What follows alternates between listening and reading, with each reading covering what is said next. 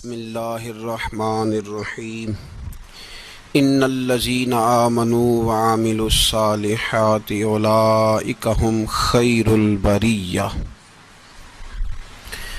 صدق اللہ العظیم وصدق رسولہ النبی الکریم ان اللہ وملائکتہ یصلون علی النبی یا ایہا الذین آمنوا صلوا علیہ وسلموا تسلیما الصلاۃ والسلام علیک یا سیدی یا نبی اللہ وعلی آلک واصحابک یا حبیب اللہ۔ حمد و صلاۃ کے بعد آج یکم محرم ہے، اسلامی سال کا پہلا دن ہے۔ اسلامی سال محرم سے شروع ہوتا ہے اور ذی الحج پہ ختم ہوتا ہے۔ اس بات کا بھی ضرور خیال رکھا کریں کہ ہمارا جو اسلامی سال ہے اس کا آغاز جنوری سے نہیں ہوتا، اس کا آغاز محرم سے ہوتا ہے اور اس کا اختتام دسمبر پہ نہیں ہوتا بلکہ اس کا اختتام ذی الحج پہ ہوتا ہے۔ اسلامی سال کا آج پہلا دن ہے، یکم محرم الحرام، امیر المومنین خلیفۃ المسلمین جانشین مصطفیٰ جبل استقامت اور رسول اللہ کے دین کا بہت بڑا سپاہی حضرت عمر فاروق رضی اللہ تعالیٰ عنہ، جناب عمر کا نام صرف کام نہیں، حضرت عمر کا نام انقلاب برپا کر دیتا ہے۔ حضرت عمر کا نام کفر کے ایوانوں میں جبر، ظلم، شرک کی وادیوں میں جب حضرت عمر کا نام بھی لیا جائے تو بے ایمان کانپنا شروع ہو جاتے۔ حضرت عمر فاروق رضی اللہ تعالی عنہ، حضرت عمر معمولی شخص نہیں، معمولی آدمی نہیں۔ کچھ لوگ صدیوں کے بعد پیدا ہوتے ہیں اور کچھ لوگ ایسے ہوتے ہیں جو ایک ہی بار پیدا ہوتے ہیں، ان جیسا دوسرا پیدا ہوتا ہی نہیں، دوسرا ان طرح کا پیدا ہوتا ہی۔ حضرت عمر رضی اللہ تعالیٰ عنہ جیسی شخصیات پیدا ہی نہیں ہوتی دوبارہ۔ سارے صحابہ در رسالت مآب پہ خود آئے۔ یہ وہ عظیم شخص ہے جسے اللہ کے محبوب نے اللہ سے مانگ کے لیا ہے، کہا اے اللہ یہ مجھے دے دے، اللہ سے مانگ کے لیا ہے۔ اس لیے صوفیاء کہتے ہیں کچھ مرید ہوتے ہیں کچھ مراد ہوتے ہیں، کچھ مرید ہوتے ہیں کچھ مراد ہوتے ہیں۔ مرید وہ ہوتا ہے جو چل کے آتا ہے، آ کے مرید ہوتا ہے۔ مراد وہ ہوتا ہے جسے کہا جاتا ہے کہ یہ کبھی میرا بن جائے نا، یہ کبھی آ جائے نا، میرا بن جائے، اس کو مراد کہتے ہیں۔ حضرت عمر مصطفیٰ کریم کی مراد ہیں، حضور کی مراد ہیں۔ اللہم اعز الاسلام بے اسلام عمر ابن خطاب، اے اللہ اسلام کو عزت دے دے، میرے عمر کو کلمہ پڑھنے کی توفیق عطا فرما دے۔ اور کیسے دعا مانگی؟ او یار حضرت عمر کی تو اس فضیلت کا کوئی جواب نہیں دے سکتا، میرے رسول پاک علیہ السلام سب کے لیے ہی دعا مانگتے ہیں نا، حضور کی دعا عام ہے، لیکن مصطفیٰ کریم نے کعبے کا غلاف تھام لیا اور غلاف کعبہ کو حضور نے سینے سے لپٹایا اور سینے سے چمٹا کے کہا اے اللہ میں نے تو کبھی سوال ہی زیادہ نہیں کیے، میں کرنے آیا ہوں، مجھے عمر دے دے، عمر دے دے۔ حضور نے مانگ کے لیا۔ اور پھر جب جس کو حضور مانگے اللہ سے، کہ حضرت عمر رضی اللہ تعالیٰ عنہ کا آج یوم شہادت ہے، میرا تو دل کرتا تھا کہ فجر سے باتیں شروع ہوں اور سارا دن ہی عمر کی باتیں ہوتی رہیں، سارا دن جناب عمر کی باتیں، سارا دن، اس لیے کہ ذکر جناب عمر کا ہوگا پر راضی اللہ کے رسول ہوں گے صلی اللہ، تو جاگ کے بیٹھیں، خوش ہو کے بیٹھیں۔ ہمارے ہاں منایا ہی نہیں جاتا، بابے اللہ کی تا ساؤن بھادروں اسو کتا تے منڈے جنوری فروری، تو اسلامی سال بھی گیا اور وہ تاریخیں بھی ساری گئیں۔ یکم محرم امت مسلمہ کے لیے بہت بڑا دن ہے، بہت بڑا دن. یہ شہادت ہے حضرت عمر فاروق کی رضی اللہ تعالی عنہ. یہاں چھوٹی چھوٹی باتوں پہ گورنمنٹ چھٹی کرتی پھرتی ہے، چھوٹی چھوٹی باتوں.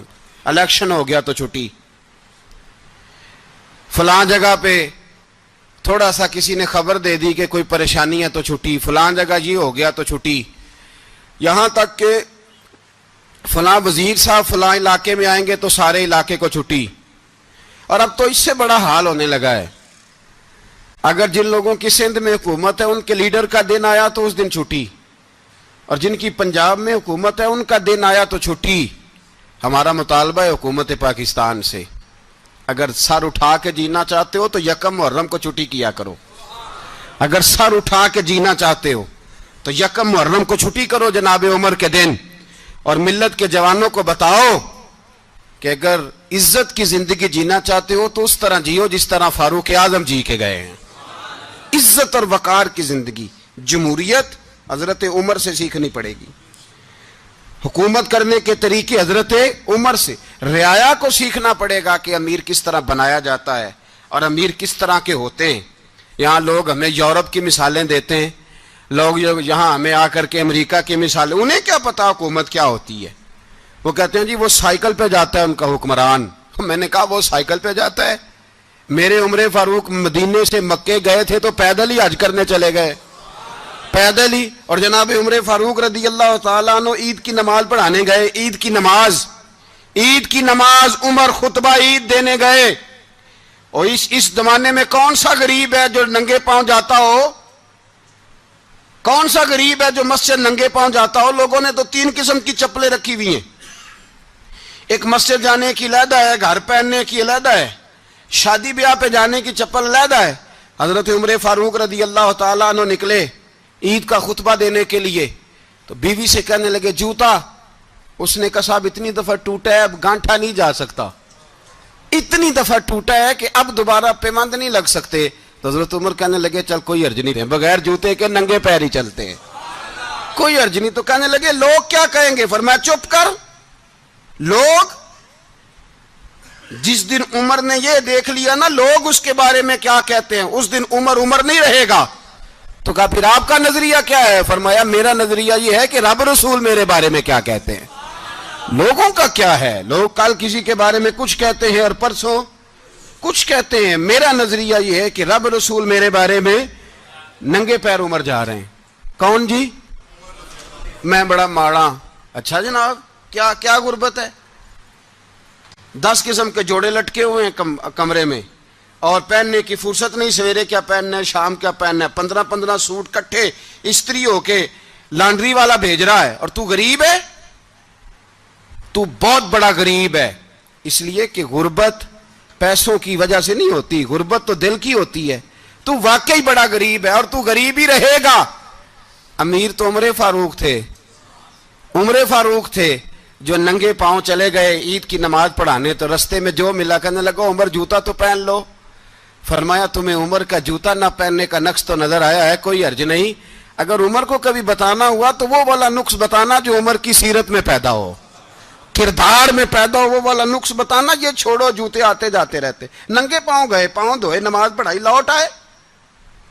او بھائی یہاں تو ہمارا بناؤ سنگار اترنا، جتنی توجہ کپڑوں کی طرف ہے اتنی توجہ کبھی ہماری علم کی طرف ہوتی نا، جتنا ذوق شوق ہمارا بناؤ سنگار کی جانب ہے، اتنا بناؤ سنگار کبھی ہمارا اخلاقیات کی جانب ہوتا تو معاملات بڑی حد تک سنورے ہوئے ہوتے. حضرت سیدنا فاروق اعظم رضی اللہ تعالی اپنی زندگی کو ترتیب دیا. ایک دن بھی خلافت نہیں مانگی اللہ سے. حضرت عوف بن مالک اشجعی ایک صحابی ہیں. حضرت عوف بن مالک رضی اللہ تعالیٰ عنہ فرماتے ہیں کہ جناب ابو بکر صدیق کا زمانہ تھا تو میں نے خواب دیکھا. میں نے خواب میں جناب عمر کو دیکھا اور میں نے دیکھا کہ کوئی کہنے والا کہہ رہا ہے کہ عمر وہ ہے کہ اللہ کے رستے میں کوئی اسے جتنا مرضی برا بھلا کہے یہ پرواہ نہیں کرتا. کس کے رستے میں؟ بولے سارے. اس کا مطلب ہے اللہ کے رستے میں لوگ برا بھلا بھی. قرآن مجید نے کہا وَلَا يَخَافُونَ لَوْمَةَ لَائِمٍ.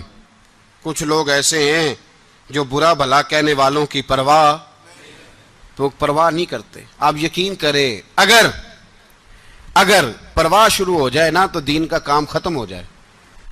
نہ کوئی تقریر کرے، نہ کوئی تدریس کرے، نہ کوئی پیری مریدی کرے، ختم ہو جائے اگر باتوں کی پرواہ ہو. لیکن وہ پرواہ، حضرت عوف بن مالک اشجعی کہتے ہیں میں نے خواب میں دیکھا کہ عمر وہ ہے جو کسی کی پرواہ، اور دوسری بات میں نے یہ دیکھی کہ عمر خلیفہ بنے گا، اور تیسری بات میں نے خواب میں یہ دیکھی کہ عمر شہید بھی کیا جائے گا، عمر شہید بھی ہوگا. یہ میں نے 3 باتیں خواب میں دیکھی. فرماتے ہیں میں نے آ کے خواب حضرت ابو بکر صدیق کو سنائی، وہ خلیفہ تھے. وہ کہنے لگے ٹھہر جا، میں عمر کو بلاتا ہوں، اس کے سامنے دوبارہ سنانا. اس کے سامنے فرماتے ہیں میں نے بلایا حضرت عمر فاروق کو، آ کے بیٹھے. خواب شروع ہوا. کا ایک بات تو میں نے یہ دیکھی کہ آپ ملامت کرنے والے کی پرواہ نہیں کرتے، دوسرا آپ خلیفہ بنے گے. جناب عمر کہنے لگے چپ کر، ابو بکر کے سامنے ہی کہہ رہا ہے، چپ کر، خلیفہ کے سامنے ہی کہہ رہا ہے. تو حضرت ابو بکر صدیق کہنے لگے عمر اسے کہنے دو، مجھے لگتا ہے رب کی رضا یہی ہے کہ میرے بعد اگر مصطفیٰ کا منبر ملے تو عمر کو ہی ملے، اسے کہنے دو کہنے دو. یار یہاں تو لوگ ڈینگے مارتے ہیں، یہاں تو لوگ دعوے کرتے ہیں میرے سامنے فلانے کو بھی بٹھاؤ، فلانے کو بھی بٹھاؤ، اس کو کیا پتا، اس کو کیا پتا. یہ تو بڑکے مارنے کا دور ہے. حضرت عمر رضی اللہ تعالیٰ عنہ کو تیسری بات کہی. حضرت عوف بن مالک نے کہا اب شہید کیے جائیں گے، میں نے خواب دیکھی ہے. نیک لوگوں کے خواب بڑی حد تک سچے ہوتے ہیں. کہا میں نے خواب دیکھی ہے. تو حضرت عمر کہنے لگے شہید تو دلیر لوگ ہوتے ہیں، شہید تو دلیر، جسے سارا زمانہ دلیر کہہ رہا ہے وہ اپنے بارے میں کیا کہہ رہے ہیں؟ کہتے ہیں شہید تو دلیر، میں تو کاہل سا آدمی ہوں، سست آدمی ہوں، میں تو اتنا کام ہی نہیں کرتا. تو یہ خواب تو نے جو دیکھا ہے نا پھر سے دیکھنا. تو ابو بکر صدیق فرمانے لگے عاجزی نہ کر، انکساری نہ کر، تو جو کہہ رہا ہے ٹھیک کہہ رہا ہے، لیکن مجھے سن کے شکر بھی ہوا ہے اور افسوس بھی ہوا ہے. افسوس اس بات کا کہ تیرے جیسا بطل عظیم چلا جائے گا، اور شکر اس بات کا کہ رب تجھے زندگی بھی اعزاز والی دے گا، اور شہادت کی موت دے کے اللہ تجھے موت بھی عزت والی عطا فرمائے گا. اللہ موت بھی تجھے عزت والی دے گا، تجھے کاہلوں جیسی موت اللہ. حضرت فاروق اعظم رضی اللہ، او بھائی یہاں تو اس زمانے کا سب سے بڑا مسئلہ پروٹوکول ہے. لوگوں کو پتا ہوتا ہے کامل پیر ہے، کامل مرشد ہے، لوگ نہیں جاتے. میں کسی کا مرید ہو جاؤں، میرا پروٹوکول کدھر گیا؟ پتا ہوتا ہے یہ کامل استاد ہے، میں اس کے پاس بیٹھوں گا تو میری تربیت کرے گا، لیکن لوگ شاگرد نہیں بنتے. میں کدھر گئی؟ یہ جو پروٹوکول کی مصیبت ہے نا، اس نے بڑے بڑے لوگ زیرو کر دیے، بڑے بڑے لوگ. اور یہ مت سمجھے کہ آپ کا وزیر اعظم پروٹوکول لیتا ہے یا آپ کا صدر پروٹوکول، وزراء، ایسی کوئی بات نہیں. ہم چھوٹے طبقے سے لے کر بڑے سارے پروٹوکول کے قائل ہیں. ہمارا تو داماد بھی کہتا ہے کہ مجھے پوچھا نہیں میں تمہارے گھر کیوں آؤں. ہمارا تو بھائی ہر شخص اعلان کرتا ہے پروٹوکول کا، فلانے نے عزت نہیں دی تو واپس آ جاؤ، فلانے نے سلوٹ نہیں کیا تو واپس آ جاؤ. لوگ جہاں سلوٹ کرنا چاہیے وہاں بھی سلوٹ کرانے کے قائل ہیں. پر حضرت عمر رضی اللہ تعالی، حضرت عمر کی سادگی اور پھر جناب عمر کی عاجزی، جب انسان اپنے اوپر سوار کر لیتا ہے نا، سوار کر لیتا ہے، میں بدکار پرانا خادم، کسے در ملی نی ٹوئی، تے واصف یار نے نظر جو کیتی تے واصف ہی ہو. میں اکثر سوچتا ہوں حضور نے جہاں بھی کہا نا، فرمایا میرے بعد نبی ہوتے تو خطاب کے بیٹے عمر ہوتے. حضور نے فرمایا عمر جس رستے سے جاتا ہے شیطان وہ رستہ بدل جاتا ہے. نبی پاک صلی اللہ علیہ وسلم نے فرمایا میرا عمر وہ ہے کہ اس کی زبان پر حق جاری ہے. حضور علیہ الصلوۃ والسلام نے فرمایا 950 سال حضرت جبریل میرے عمر کی شان بیان کریں تو ان کی عظمت ختم نہیں ہوتی. 950 سال جبریل عظمت بیان کرے تو ختم نہیں ہوتی. یہ بات ہے حضرت عمر کی. اور فرمایا عمر ابو بکر کی نیکیوں میں سے ایک نیکی ہے. یہ شان ہے اب عمر فاروق رضی اللہ تعالیٰ عنہ کی. حضور نے فرمایا میرے بعد نبی ہوتے تو عمر ہوتے، جس گلی سے عمر آئے شیطان رستہ بدل جائے. میرے عمر فاروق کی شان 950 سال بیان ہو تو ختم نہ ہو. عمر کی زبان پر اللہ حق بیان کرتا ہے، جو عمر کہتا ہے وہی رب کر دیتا ہے۔ حضور ساری زندگی فضیلتیں بیان کرتے رہے، عمر جواب میں کیا کہتے ہیں؟ کوئی بتائے نا کہ یہ والی حدیثیں کبھی عمر نے بھی روایت کی ہوں کہ حضور نے میرے بارے میں یہ کہا ہے۔ یہ روایتیں وہ روایت نہیں کرتے۔ ان سے جب لوگ کہتے عمر تیری بڑی بات ہے تو عمر رو پڑتے، کہتے میں تو اونٹ چرانے والے باپ کا بیٹا ہوں، میں تو اونٹ چرانے والے باپ کا بیٹا، اونٹ چرا۔ اس سے آگے عمر گئے ہی نہیں ساری زندگی، اس سے آگے لفظ ہی نہیں ادا کی۔ اور میں تو بھائی اونٹ چرانے والا، میرا باپ تو اونٹ چرایا کرتا تھا، 10 اونٹ تھے، میری ڈیوٹی ہوتی تھی، سنبھالے نہیں جاتے تھے، ابا ڈنڈوں سے مارتا تھا۔ ساری زندگی عمر حج کرنے گئے، ایک خشک تنا کھجور کا عمر فاروق رضی اللہ تعالیٰ عنہ نے اس کو اپنے کلاوے میں لیا، رونے لگے۔ لوگوں نے کہا عمر کیا ہوا؟ فرمانے لگے یہاں میں اونٹ چرایا کرتا تھا، یہاں میں اونٹ چراتا تھا، 10 اونٹ سنبھالے نہیں جاتے تھے۔ دیکھو رسول اللہ کی شان، آج ساری امت چلانے کا طریقہ عطا فرما دیا ہے، ساری نظریے سے پیار۔ یار پیسہ کس کو برا لگتا ہے؟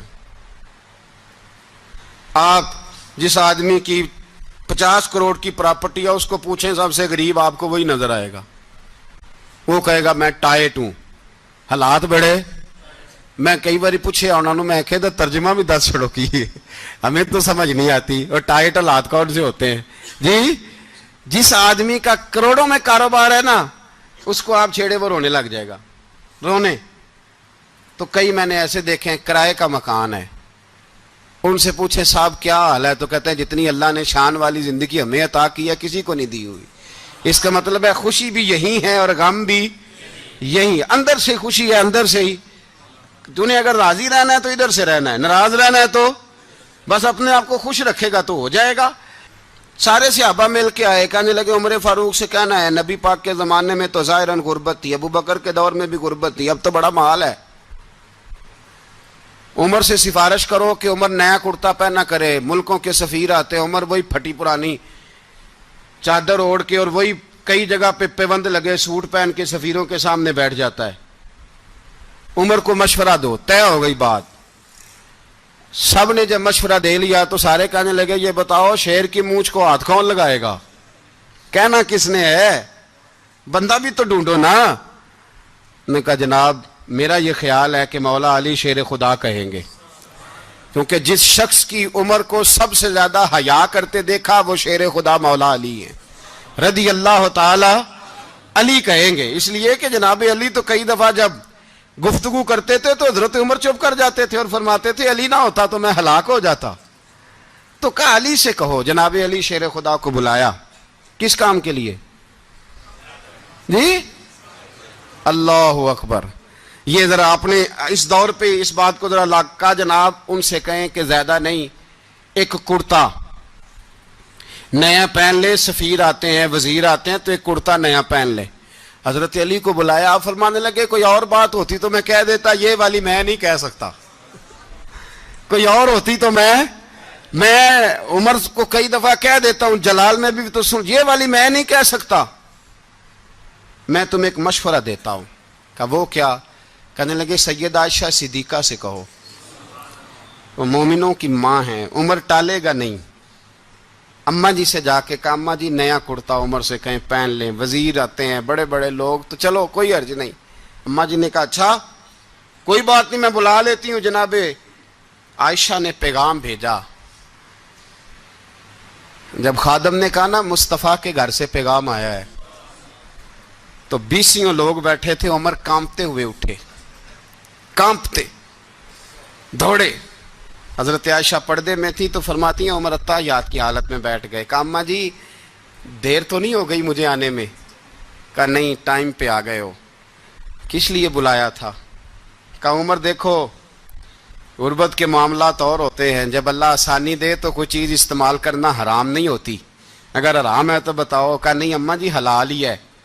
تو فرمایا پھر اتنے سفیر آتے ہیں مشیر آتے ہیں، اب تو مال غنیمت بڑا آتا ہے، ڈھیر لگ جاتے ہیں مسجد میں، تو چل ایک نیا کرتا تم بھی پہن لیا کرو، اور آپ نیا کرتا پہنو گے تو دھاک بیٹھے گی غیروں پر، تو صحابہ کا مشورہ ہے کہ آپ نیا لباس پہنیں۔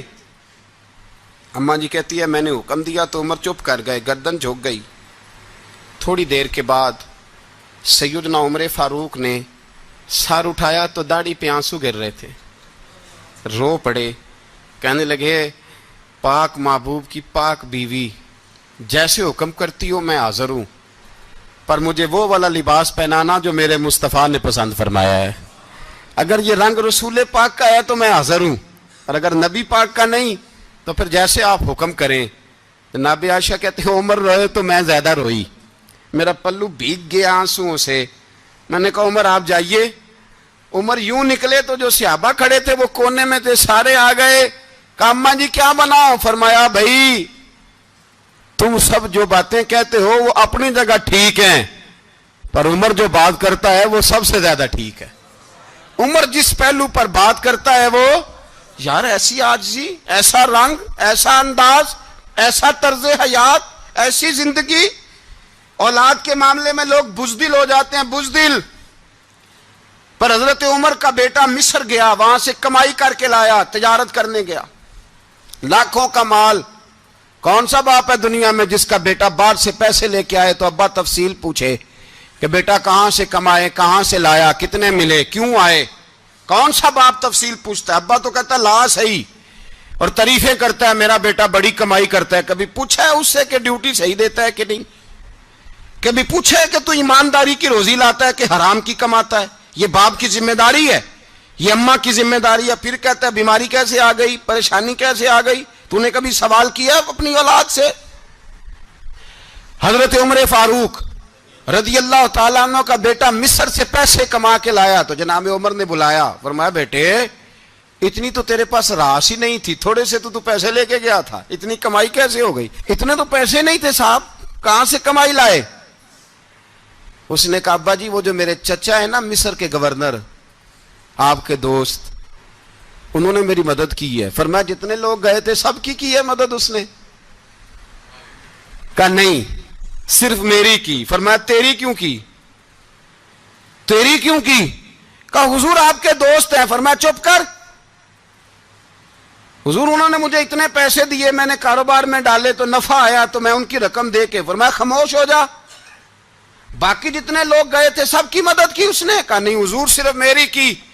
फरमाया उसने तेरी मदद नहीं की, उसने खलीफा के बेटे की मदद की, इसलिए कि वो खलीफा को अपने हक में नरम कर सके। फरमाया आधा माल तेरा है, आधा माले गनीमत का है, माले खजाना का है, मुसलमानों का है, इसलिए कि तू जो वहां से माल कमा के लाया है वो अपने बाप के खलीफा होने की वजह से कमा के लाया है, लिहाजा रख इधर। यहां कहते हैं किधर से आया, कैसे आया, कौन सा हिसाब दें, क्या करें? ओ भाई हजरत उमर रज़ी अल्लाह ताला अन्हु का अपनी औलाद के बारे में ये रंग है। एक जंग से ना खुशबू आई, खुशबू बड़ी महंगी होती थी, अरब में खुशबू आज भी बड़ी महंगी है, वो ज्यादा इस्तेमाल करते हैं। मेरी बातों की समझ आ रही है मेरे भाइयों?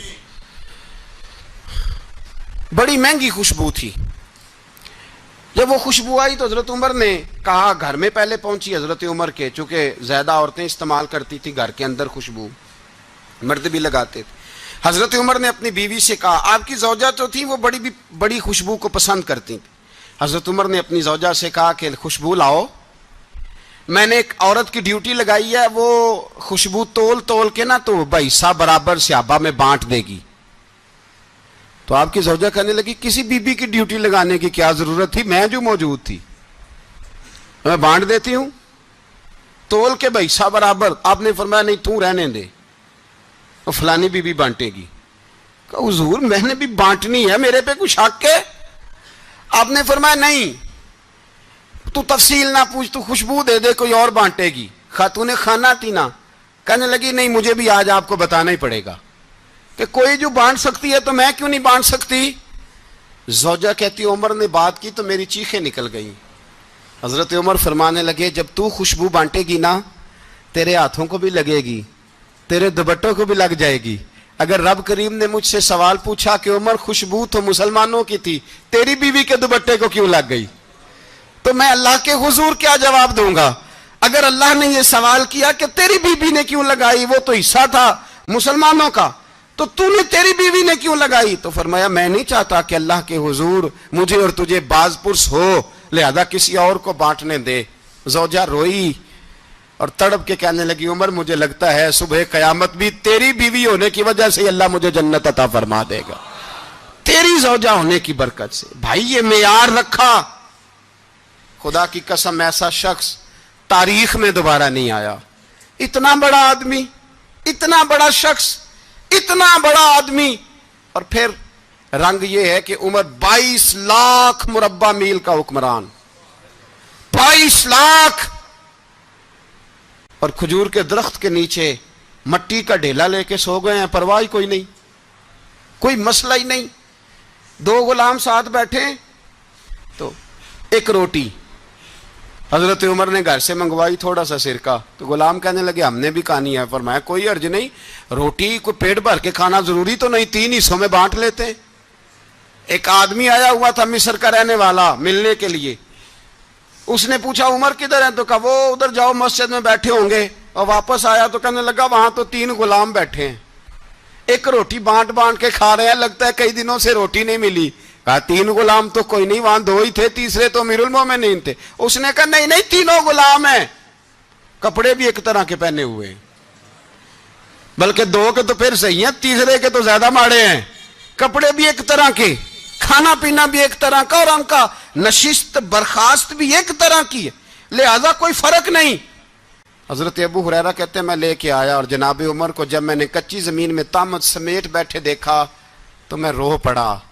میں نے اس مصر سے آنے والے کو کہا تو اس کے جلوے دیکھ، اگر اس کی ذات میں اتنا حسن ہے تو محمد عربی کا مقام کیا ہوگا؟ یہ مقام غور ہے، مقام غور۔ 10 محرم کو لوگ دیگے پکائیں گے نا؟ نہیں پکانی ہے؟ کوئی بول دے نہیں، ہاں نہ نہیں کر دے، پروگرام بدلیا تو نہیں دی عید کی کہ وہی کام شروع ہوا ہے، لات ٹائٹ ہونے والا۔ کیوں جی پکنی ہے نا دیکھیں 10 محرم کو انشاءاللہ تعالی، ہم بھی پکائیں گے انشاءاللہ، یہاں بھی پروگرام ہوگا۔ تو 10 محرم کو جو دیگ پکنی ہے تو ایسا نہیں ہو سکتا کہ 1 محرم کو حضرت عمر کے نام کی بھی کوئی پک جائے۔ اگر امام حسن حسین کے نام کی دیگیں پکے تو جو امام حسن حسین سے پیار کرنے والے ہیں، جو امام حسن حسین سے، ہم لوگوں نے بھی عجیب رٹا اپنایا ہے نا، ہم لوگ بات کا ایک پہلو دیکھتے ہیں دوسرا نہیں دیکھتے۔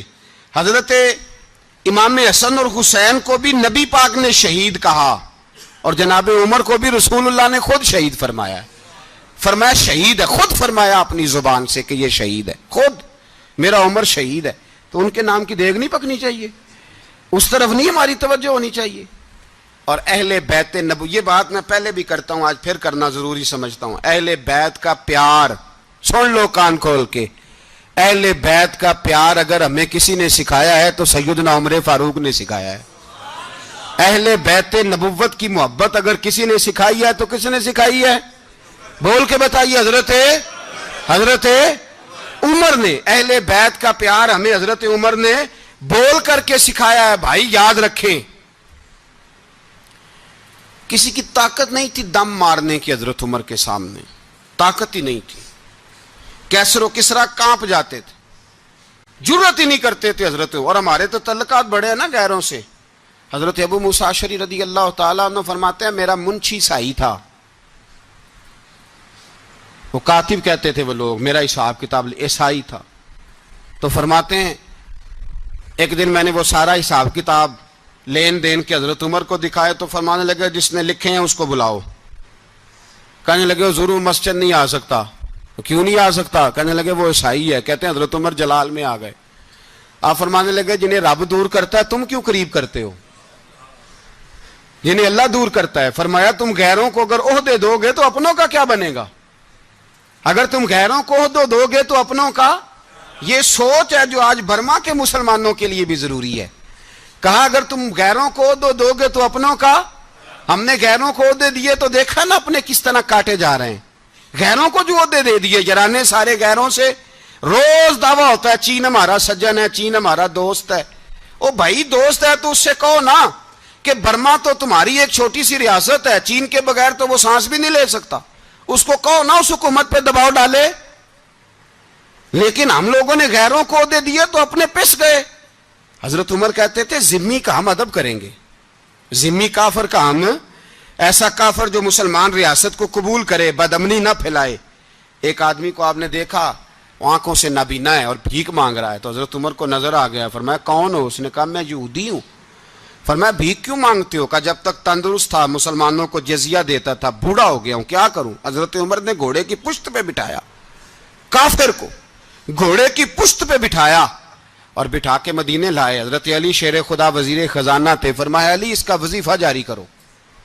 کہا یہ کون ہے؟ فرمایا یہ یہودی ہے لیکن یہ ہمیں جزیہ دیتا رہا, بوڑھا ہو گیا بیچارہ, بھیک مانگنے پہ مجبور ہے, ہماری حکومت کے اندر رہتا ہے, اس کا پورا وظیفہ جتنا خرچہ اتنا وظیفہ لگاؤ. حضرت علی کہتے ہیں میں وظیفہ لگا رہا تھا اور وہ میرے نبی کا کلمہ پڑھ رہا تھا, وہ رسول اللہ کا کلمہ پڑھ رہا تھا. یہ مزاج, یہ نہیں کہ کافر. حضرت عمر نے گورنروں کو خط لکھے تھے کہ زبردستی کسی کو مسلمان نہیں کرنا, جہاں ان کی عبادت گاہیں بنی ہو گرانی نہیں, کوئی مندر کوئی گرجا ضائع نہیں کرنا. اسلام سب کو جینے کا موقع دیتا ہے, پر بے ایمانو ظالموں بدذاتوں تمہیں یہ کہتا ہے کہ ہم تمہیں جینے کا موقع دیتے, تم بھی مسلمانوں کو جینے کا موقع دو.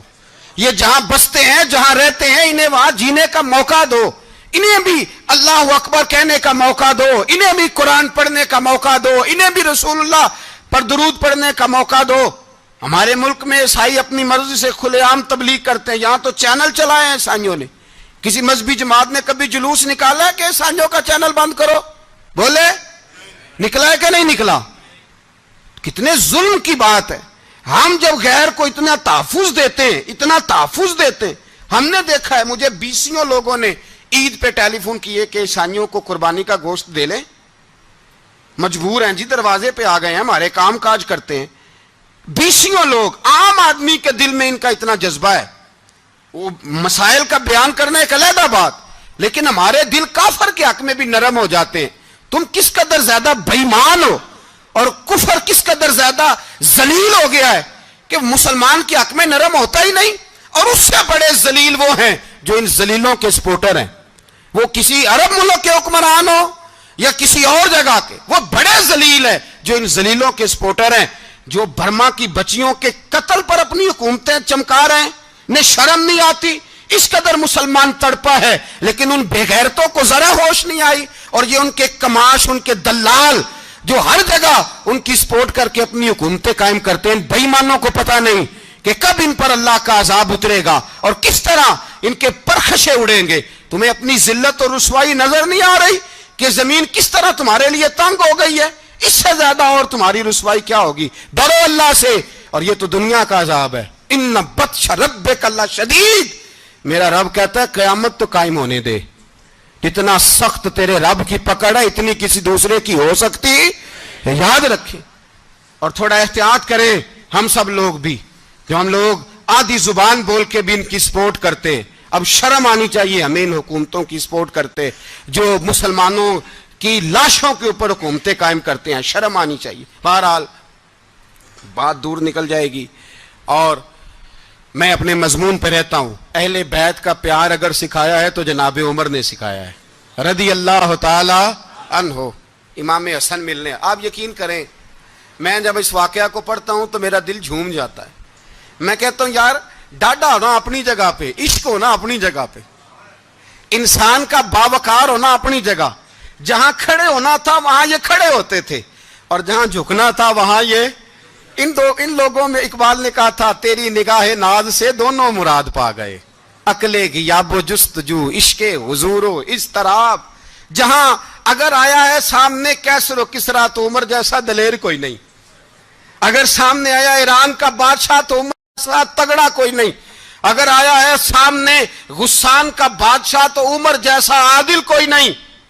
لیکن اگر علی کا بیٹا آیا ہے, اگر فاطمہ کے لال پارے آئے ہیں تو پھر فاروق اعظم سے جیسا محب کوئی نہیں, پھر ان سے جیسا پیار کرنے والا کوئی نہیں. اندر بیٹھے ہیں جناب عمر, اندر تنہائی میں کچھ وزیروں سے گفتگو ہو رہی ہے, میٹنگیں جاری ہیں. آپ کے بیٹے ملنے آئے جناب عبداللہ ابن عمر, ابا جی ملنے آئے. بات ٹھہرو, بات کر رہا ہوں, کوئی نہ اندر آئے. صاحبزادہ باہر کھڑا ہے. تھوڑی دیر گزری تو امام حسن بھی آ گئے. کون آئے؟ آپ کو جو ملے گا امام صاحب کا نام لینے سے, وہ سردار ہیں جنتیوں. کون آئے؟ سارے بولیے. امام حسن, تیری نسل پاک میں ہے بچہ بچہ نور کا, تو ہے نے نور تیرا سب گھرانا. امام حسن آئے تو حضرت عبداللہ ابن عمر کو دروازے پہ کھڑے دیکھا. کہا امیر المومنین کہاں ہیں؟ کہنے لگے حضرت عمر کے بیٹے. کہنے لگے وہ اندر بیٹھے, کچھ میٹنگ ہو رہی ہے, اور انہوں نے کہا کوئی اندر نہ آئے, لیکن آپ جانا چاہیں تو چلے جائیں. آپ جانا چاہیں تو, تیری نسل پاک میں ہے بچہ بچہ نور, آپ جانا چاہیں تو چلے جائیں. تو انہوں نے کہا جب آپ باہر کھڑے ہیں تو مجھے کوئی اتنا ضروری کام نہیں, اور ابھی زور کی نماز تھوڑی دیر میں ہوگی, میں مسجد میں مل لوں گا امیر المومنین سے. یہ بات کہہ کہ امام حسن چلے گئے. یار اتنی بڑی بات نہیں تھی, اتنی بڑی بات نہیں تھی. وہ میرے استادوں کا بیٹا بھی آئے تو کہا ٹھیک ہے جی وہ سوئے ہوئے ہیں, کوئی غرض نہیں یار, میں ٹھہر کے آ جاؤں گا. کوئی بڑی بات نہیں تھی, دیکھا جائے تو بڑی بات نہیں تھی, پر بات بہت بڑی تھی, اس لیے کہ یہ خالی حسن نہیں, یہ حسن ابن علی ہے, یہ حضرت فاطمہ کے لخت جگر. حضرت عمر باہر نکلے, عبداللہ ابن عمر سے پوچھا کوئی آیا تو نہیں؟ تو کہا حضور امام حسن آئے تھے. تو کہا پھر شہزادے کو اندر کیوں نہیں بھیجا؟ کہا میں نے کہا تھا. وہ کہنے لگے اگر امیر المومنین مصروف ہیں تو میں ظہر میں مل لوں گا. حضرت عمر رونے لگے, فرمایا بیٹے تو نے اچھا نہیں کیا. پھر مسجد نہیں گئے, سیدھے امام حسن کے دروازے دستک دی. امام حسن باہر آئے, کہا شہزادے آئے تھے تو ملے کیوں نہیں؟ تو امام حسن کہنے لگے حضور آپ کا اپنا بیٹا دروازے پہ کھڑا تھا, آپ کا اپنا بیٹا دروازے پہ کھڑا تھا, اور منع بھی کیا تھا آپ نے, تو میں زور میں مل لیتا. حضرت امام حسن فرماتے جوش جذبات میں جناب عمر نے سر سے پگڑی اتار دی, جوش جذبات میں. کہنے لگے حسن میرے بیٹے کا اور آپ کا کیا مقابلہ؟ کیا اس کی ماں کا نام فاطمہ الزہرا ہے؟ کیا اس کی نانی کا نام خدیجۃ الکبریٰ ہے؟ کیا اس کے نانے کا نام محمد مصطفیٰ ہے؟ آپ کا اور اس کا کیا مقابلہ؟ پھر رو پڑے اور کہنے لگے بیٹے میں مکے کے صحراؤں میں اونٹ چرایا کرتا تھا, یہ جو میرے سر پر عزت کے بال ہیں یہ تیرے نانے کے اگائے ہوئے. میں مکے کے خبردار شہزادے خبردار. او بھائی اہل بیت نبوت کے ادب کا رنگ اگر سکھایا ہے تو سیدنا عمر نے سکھایا ہے. حضرت عمر فاروق اتھارٹی ہیں, اسلام کی اتھارٹی. یکم محرم حضرت عمر کی شہادت ہے.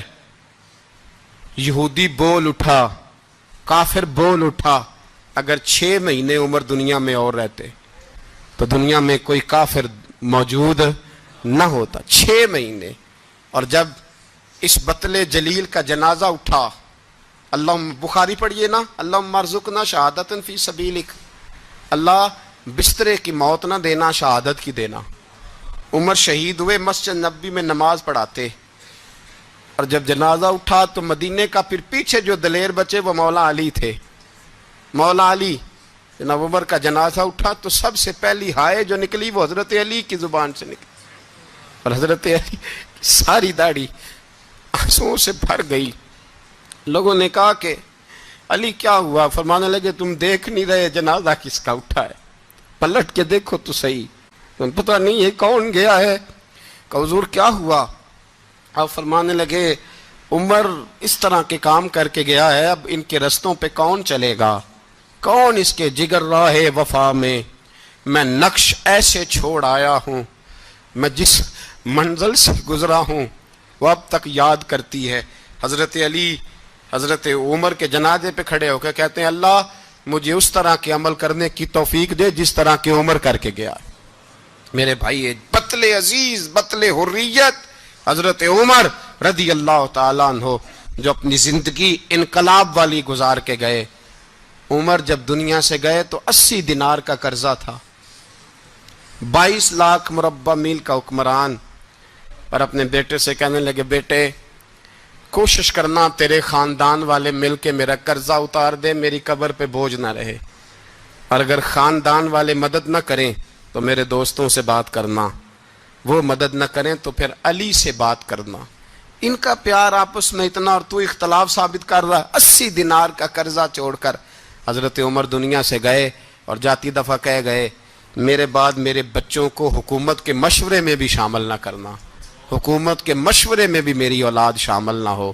اتنا بڑا شخص اتنا بڑا رنگ دے کے یکم محرم کو جب عمر فاروق کا وصال ہوا تو بیٹے سے کہنے لگے اماں عائشہ سے جا کے کہو میرا بھی نبی پاک کے روزے میں دفن ہونے کو دل کرتا ہے۔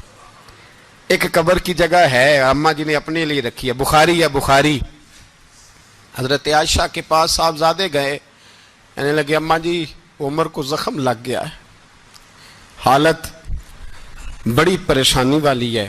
وہ کہتے ہیں اگر اماں اجازت دیں، سید عائشہ رو پڑی، فرمانے لگی کہ وہ اپنی قبر کی جگہ تو نہیں نہ کسی کو دیتا، پر عمر نے کمال ہی بڑا کیا، اسے کہو جاؤ گنبد خضرا میں قیامت تک جو مصطفیٰ پہ اور ابو بکر پہ سلام پڑے گا وہ تجھ پہ بھی سلام پڑھ کے جائے گا، جاؤ میں نے جگہ دی۔ اعلیٰ حضرت فاضل بریلوی رحمۃ اللہ علیہ فرماتے ہیں وہ عمر جس کے آدھا پہ شیدہ شکر، اس خدا دوست حضرت پہ لاکھوں سلام، اس خدا دوست حضرت پہ۔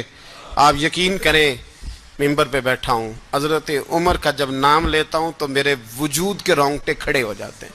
حضرت عمر کی زندگی جب پڑھتا ہوں تو لگتا ہے خدایا ایسے شخص بھی دنیا میں آئے، ایسے لوگ بھی دنیا میں ہو کر گزرے، ایسا شخص بھی آیا جس نے دنیا ساری اسلام کی گرویدہ کر دی، اور وقت آیا تو چرواہوں سے معافیاں مانگ مانگ کے کہا کہ دیکھنا عمر کے بارے میں دل میں بات کوئی نہ رکھنا۔ اسی لیے قرآن نے کہا ان الذین آمنوا وعملوا الصالحات اولئک ھم خیر البریہ، فرمایا جو ایمان لانے کے بعد اچھے عمل کرے سب سے بہتر وہی ہے۔ دعا ہے اللہ ہماری نسل کو حضرت عمر کے نقش قدم کا مسافر بنائے۔ آخر دعوانا ٹوٹ گیا کجلا اڑ گئی لالی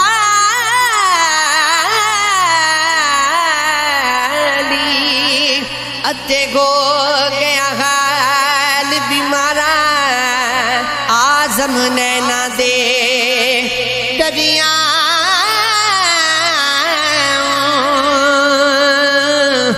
لگا پانی ملن پیارا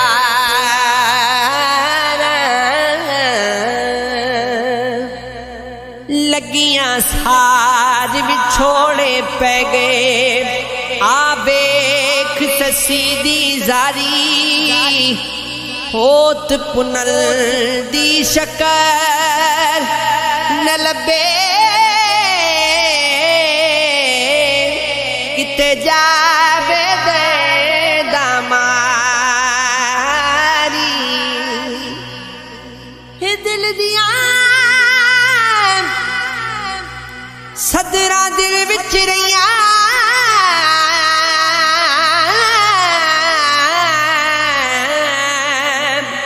ڈٹھا یار نہ جاندی باری آزم ایک پل غافل ہوئی رونا پہ گیا عمر دا سہارا